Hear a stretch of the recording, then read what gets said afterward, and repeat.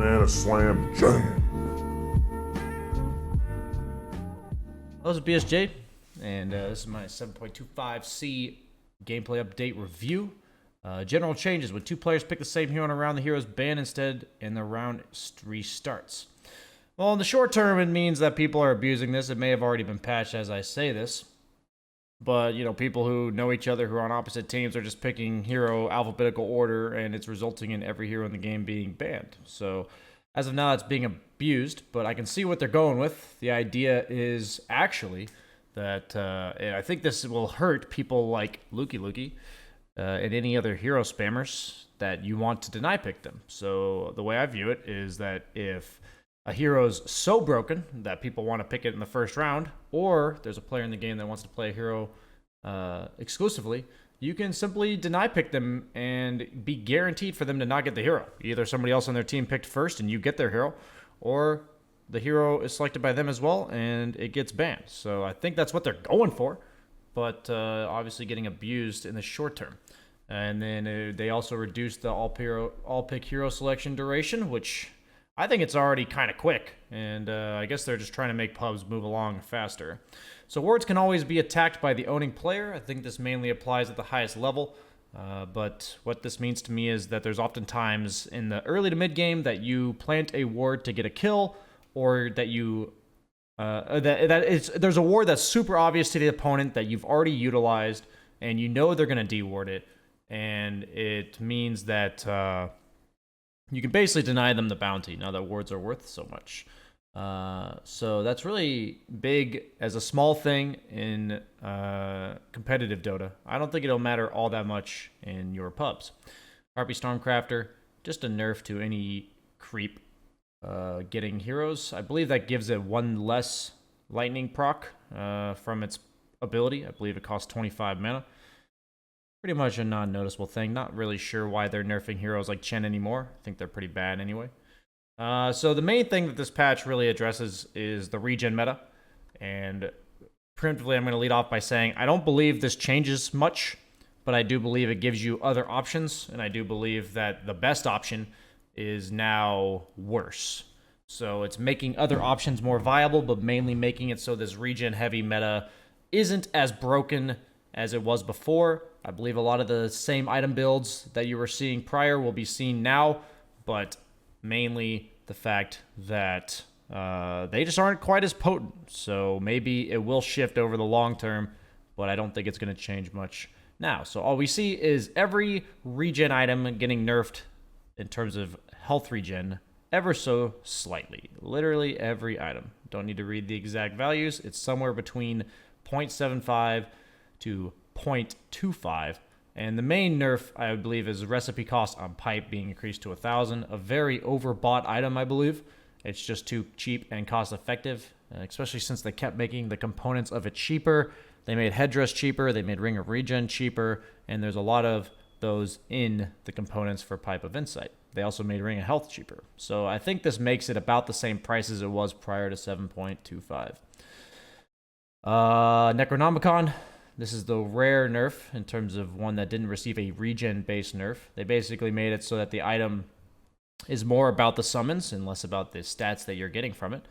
And any hero that makes use of the actual health, which, I mean, every hero benefits from health, but just slightly worse as an item. And all these items that they're addressing were overbought, and I think that's really important to note that if you haven't been keeping up with the meta, they were just a slightly bit over-tuned. Vladimir's, same idea. It got made cheaper by Buckler as well as Basilius being reduced in price. Yeah, the buildup is slightly worse because those items don't give stats, but the fact is the item is just so cheap and cost-effective, they have to. Like, if you compare it to Veil, right, it's just so much better. So they need to try to even the playing field somehow. Dust, not too big of a deal, but is reduced by 10. Beastmaster, this is kind of a big deal to his laning stage. It used to be a pretty common thing at highest levels that you would block the small camp with your Hawk. So that just... it's kind of like a buff or a nerf in the laning stage, but a buff later on if you want to scout people jungling and you don't want them to know there's a Hawk there. But I think in the 90% of situations, this is a nerf, and is very relevant to his super early laning stage, where the primary use of the Hawk was to block the camp. And Centaur nerfed his retaliate damage, mainly noticeable at level 1 by 50%. So he's got about 60 base damage, and with 13 stacks, that's 52% as opposed to 78%. So in the past, 78%, let's say 80, and 52%, let's say 50. He was getting 48 bonus damage, and now he only gets 30. That's pretty noticeable. Level 1, you go from hitting for 110 to about 90. Once you have full retaliate stacks up. So you still should use it, or should be able to use it to secure every CS you could possibly imagine, because at that point you're still a Treant Protector, but in terms of base damage. But at the same time, you're not going to be able to kill people nearly as easily. Centaur and Mars have been the number 1 and 2 offlaners this patch, picked or banned every single game of competitive that I've been watching in the ESL online league. So that's why they're nerfing him. Can't really justify why they would ever nerf Clockwork. Death Prophet, also number 1 priority in terms of the mid lane for competitive Dota right now. Just giving her a bit of nerfs to the laning stage. None of these really affect her later on. Nobody's really buying Ags either. So I would say this mainly just nerfs her laning stage and negligible on the Ags because nobody's buying it. Huskar, I really don't know why they keep nerfing him. Maybe he's just stomping pubs, but I've seen him banned every now and then in competitive, but he hasn't even been picked a single time, and the only time he would be picked is in the perfect game, and I think Huskar's always been like that, and I don't see why they keep nerfing him, to be honest with you.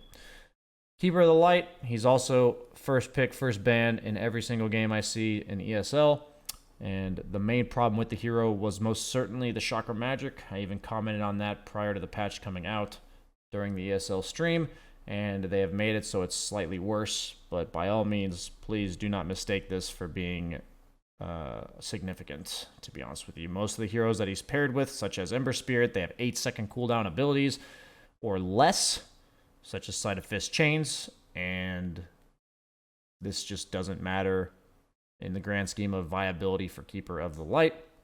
Lycan, once again, receiving another nerf. Also in the form of Necrobook. Necrobook 1 means he has 4 less strength. He has less strength at every level of Necrobook, but mainly on level 1 is it noticeable. And slowly but surely this hero is getting nerfed into the ground. He was super broken originally, then he got the base damage as well as talent nerfs, and now he has this nerf. I believe he's a 4th, 5th pick in pubs in a game where the opponent can't deal with summons, and that's where he will fall into place in the meta. So Meepo effectively received 7 attack speed nerf. That's effectively what they did here. Because they reduced his agility, but they kept his armor as well as damage.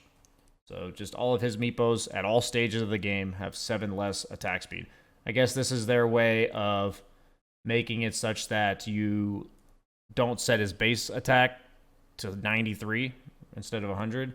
And the only time it would be better than doing that is for primary stat reductions such as Timber. And the times that it is worse is with E-Blade. I guess I didn't even consider this until this very moment, but E-Blade now does 15 less damage. So relatively negligible on that front, but on a snowballing momentum-based hero, this adds up a lot. And they also made it so he doesn't get his ult until level 4. This doesn't really hurt him that much in regards to his strength of the lane. It just slows down his timings a lot. Most lanes, Meepo has no issue staying in it until level 4. But at the same time, you used to be able to use that clone either for early aggression or to quickly stack a camp, such as from the mid lane. So now that's just delayed a bit more. Meepo was getting picked a decent amount in competitive and was probably stomping the shit out of pubs, so I don't blame them for nerfing him, but at the same time, it's kind of rough.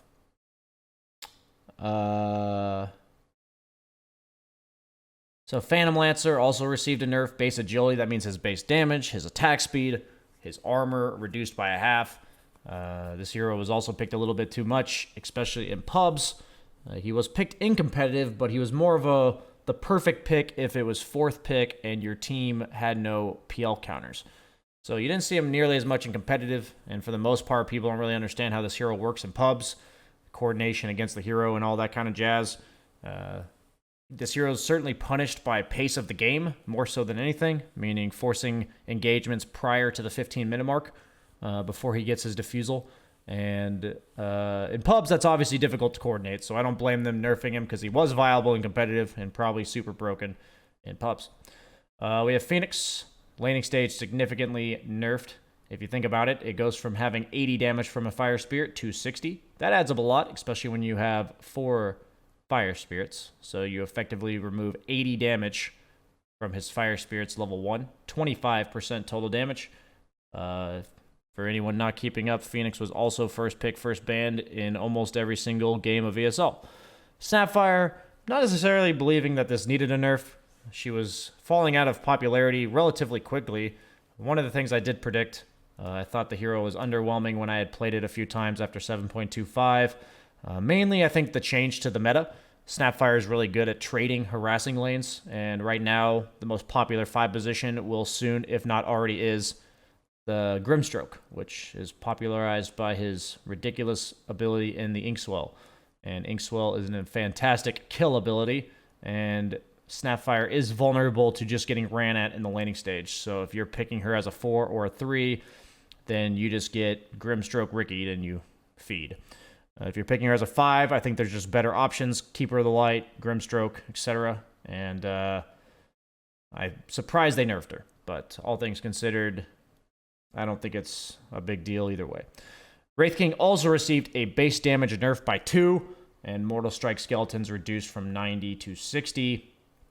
I'd say for the most part, the skeletons didn't live past 60, but it's probably more like when you leave them in a lane and they may take a tower.